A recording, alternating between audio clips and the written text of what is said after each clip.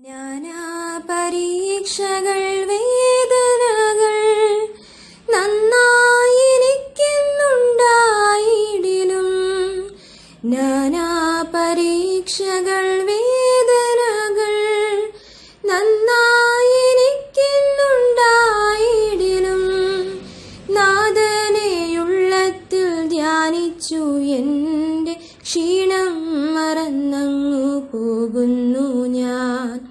നാഥനെയുള്ളത്തിൽ ധ്യാനിച്ചു എൻ്റെ ക്ഷീണം മറന്നങ്ങു പോകുന്നു ഞാൻ. ദൈവവചന ചിന്തകൾ കേൾക്കുന്ന എല്ലാ മാന്യ ശ്രോതാക്കൾക്കും ക്രിസ്തീയ വന്ദനം. പത്രോസിന് എഴുതിയ 1-ാം ലേഖനം 4-ാം അധ്യായം 15-ാമത് വാക്യം.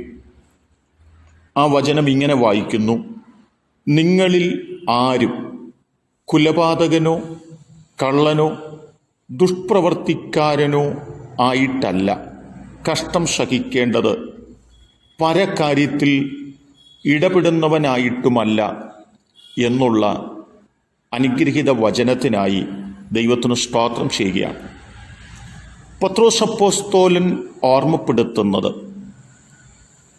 ഒരു ക്രിസ്തു ഭക്തനെ സംബന്ധിച്ചിടത്തോളം അവൻ എങ്ങനെ കഷ്ടം സഹിക്കണം, എങ്ങനെ കഷ്ടം സഹിക്കരുത് എന്ന് ചോദിക്കുകയും ഓർപ്പിക്കുകയും ചെയ്യുകയാണ്.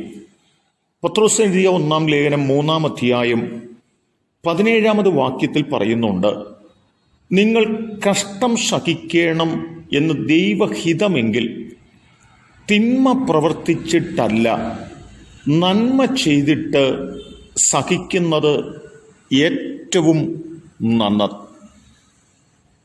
പത്രോസ് എഴുതിയ 1-ാം ലേഖനം 3-ാം അധ്യായം 17-ാം വാക്യവും 4-ാം അധ്യായം 15-ാം വാക്യവും വായിക്കുമ്പോൾ ഒരു ക്രിസ്തു ഭക്തനെ സംബന്ധിച്ചിടത്തോളം അവരുടെ ജീവിതത്തിനകത്ത് കഷ്ടം സഹിക്കേണ്ട ഒരുപാട് സാഹചര്യങ്ങൾ കടന്നു വരും. എന്നാൽ ആ കഷ്ടം നമ്മുടെ ജീവിതത്തിലേക്ക് കടന്നു വരുമ്പോൾ നമ്മുടെ ജീവിതത്തിലെ തിന്മകളാണോ അരുതാഴികകളാണോ നാം കഷ്ടം സഹിക്കേണ്ടി വന്നതിൻ്റെ പിന്നിലെ കാരണം എന്ന് നാം നമ്മെ തന്നെ ശോധന ചെയ്യേണ്ടതുണ്ട് എന്നുള്ളതാണ്. അതുകൊണ്ടാണ് പറഞ്ഞത്, കഷ്ടം സഹിക്കണമെന്നുള്ളത് ദൈവഹിതമായതുകൊണ്ട് ഏതെങ്കിലും തലത്തിൽ കഷ്ടം സഹിക്കുക എന്നുള്ളതല്ല. തിന്മകൾ ചെയ്തിട്ട് കഷ്ടം സഹിക്കുകയും ഞാൻ കഷ്ടത്തിലായിരിക്കുന്നു എന്ന് പറയുകയും ചെയ്യുകയല്ല.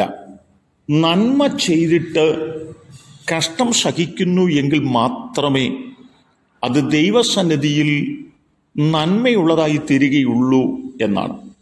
അതുകൊണ്ടാണ് 15-ാം വാക്യവും പറയുന്നത്, കുലപാതകം ചെയ്തിട്ട്, കള്ളത്തരം കാണിച്ചിട്ട്, ദുഷ്പ്രവൃത്തി ചെയ്തിട്ട് നാം കഷ്ടം സഹിക്കേണ്ടി വരുമ്പോൾ അതെല്ലാം ദൈവത്തിനു വേണ്ടി ഞാൻ സഹിക്കുകയാണ്, ദൈവവചനം നിമിത്തമാണ്, ദൈവനാമം നിമിത്തമാണ് എൻ്റെ ജീവിതത്തിനകത്ത് ഈ കഷ്ടം കടന്നു വന്നിരിക്കുന്നത് എന്ന് പറയുന്നു എങ്കിൽ അത് വെറും വാക്കു മാത്രമായിട്ട് ദൈവം ഉൾക്കൊള്ളുകയും അല്ല, ദൈവത്തിനു വേണ്ടി നീതിയോടെ, വിശുദ്ധിയോടെ, സത്യസന്ധതയോടെ, പരമാർത്ഥതയോടെ, നന്മ പ്രവൃത്തികളോടുകൂടി നിന്നിട്ട് നാം കഷ്ടം സഹിക്കേണ്ടി വരുന്നു എങ്കിൽ അത് ദൈവസന്നിധിയിൽ വിലപ്പെട്ടതാണെന്നും ഈ ദൈവത്തിൻ്റെ വചനം ആധികാരികമായി നമ്മെ ഓർമ്മപ്പെടുത്തുകയാണ് ചെയ്തിട്ടുള്ളത്.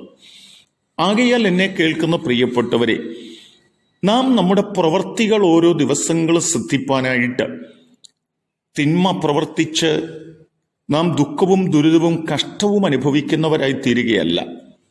അതുകൊണ്ട് പ്രയോജനമുണ്ടാകുന്നില്ല എന്നും നാം നമ്മാലാവോളം നന്മ പ്രവർത്തിക്കുകയും ദൈവത്തിനു വേണ്ടി നിൽക്കുകയും ആ തലങ്ങളിൽ നമ്മുടെ ക്രിസ്തീയ ജീവിതത്തിൽ നാം മുൻപോട്ട് പോയിട്ട് നാം കഷ്ടവും സങ്കടവും വേദനകളും സഹിക്കേണ്ടി വരികയും ചെയ്യുന്നു എങ്കിൽ നാം സങ്കടപ്പെടേണ്ട കാര്യമില്ല. ആ കഷ്ടതയ്ക്കപ്പുറത്ത് ദൈവത്തിനു വേണ്ടി നാം അനുഭവിക്കുന്ന കഷ്ടതയ്ക്കൊരു പ്രതിഫലമുണ്ട്. ആ പ്രതിഫലം പ്രാപിക്കേണ്ടതിന് തിന്മ പ്രവർത്തിച്ചിട്ടല്ല, നന്മ പ്രവർത്തിച്ച് കഷ്ടം സഹിക്കുന്നവരായി തീരുവാൻ നമുക്ക് നമ്മെ സമർപ്പിക്കാം. അതിന് എന്നെ കേൾക്കുന്ന നിങ്ങൾക്ക് എല്ലാവർക്കും ദൈവം കൃപ നൽകട്ടെ. കരുണയുള്ള ദൈവമേ, നല്ല കർത്താവേ, ഞങ്ങൾ ഒരിക്കലും തിന്മ പ്രവർത്തിച്ച് കഷ്ടം സഹിക്കുന്നവരാകാതെ ഞങ്ങൾ നന്മ പ്രവർത്തിച്ച് കഷ്ടം സഹിക്കുന്നവരും ദൈവത്തിങ്കിൽ നിന്നുള്ള പ്രതിഫലം പ്രാപിക്കുന്നവരുമായി തീരുവാൻ ഞങ്ങളെ സഹായിക്കണമേ. കഷ്ടം സഹിക്കണമെന്നോർത്ത് തിന്മയോ നന്മയോ പ്രവർത്തിക്കുകയല്ല, ഞങ്ങളുടെ ജീവിതത്തിൽ നന്മ മാത്രം പ്രവർത്തിപ്പാൻ ദൈവം നിങ്ങളെ വിളിച്ചിരിക്കുന്നുവെന്നറിഞ്ഞ് ഞങ്ങൾ നന്മ പ്രവർത്തിക്കുന്നവരായി തീരുവാനും കഷ്ടം ജീവിതത്തിൽ കടന്നു വരുന്നെങ്കിൽ ദുഃഖിക്കാതെ ദൈവസന്നിധി സന്തോഷിക്കുന്നവരുമായി തീരുവാൻ സഹായിക്കണം. ദൈവം അനുഗ്രഹിക്കുന്നത് കൊണ്ട് സ്തോത്രം. യേശു കർത്താവിൻ നാമത്തിൽ തന്നെ ആമേൻ.